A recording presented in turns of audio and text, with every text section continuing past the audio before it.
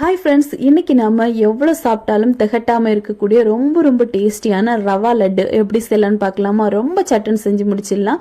10 நிமிஷம் கூட ஆகாது. இதுக்காக நம்ம ஒரு கப் அளவுக்கு ரவையை மிக்ஸி ஜாரில் போட்டு நல்லா சின்னதாக பவுடர் பண்ணி எடுத்துக்க போகிறோம். இப்போ இந்த அளவுக்கு பவுடர் ஆனதும் இதை மாற்றி வச்சுட்டு ஒரு கடாயில் 3 டேபிள் ஸ்பூன் நெய் சேர்த்துட்டு நம்ம அரைச்சி வச்சு அந்த ரவை பவுடரையும் இது கூட சேர்த்து நல்லா கலந்து எடுங்க. ஓரளவுக்கு நல்லா வறுப்பட்டதும் டெசிகேட்டட் கோகோனட் 1/2 கப்பு நம்ம சேர்க்கணும். நல்லா சேர்த்து இதையும் சேர்த்து நல்லா மிக்ஸ் பண்ணி எடுத்துட்டு இதை அப்படியே மாற்றி வச்சிடலாம். இப்போ இன்னொரு கடாயில் 1/2 கப்பு சுகர், 1/4 கப்பு தண்ணி சேர்த்து இதை நல்ல ஒரு கம்பி பதம் வரது வரைக்கும் நல்லா மிக்ஸ் பண்ணி எடுங்க.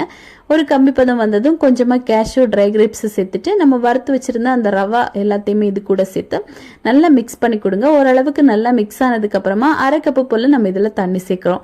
தண்ணி சேர்த்து நல்லா மிக்ஸ் பண்ணி அப்படியே சூடோடு எடுத்து உருண்டை பிடிக்க ஆரம்பிங்க. ரொம்ப டேஸ்டியாக இருக்கும்.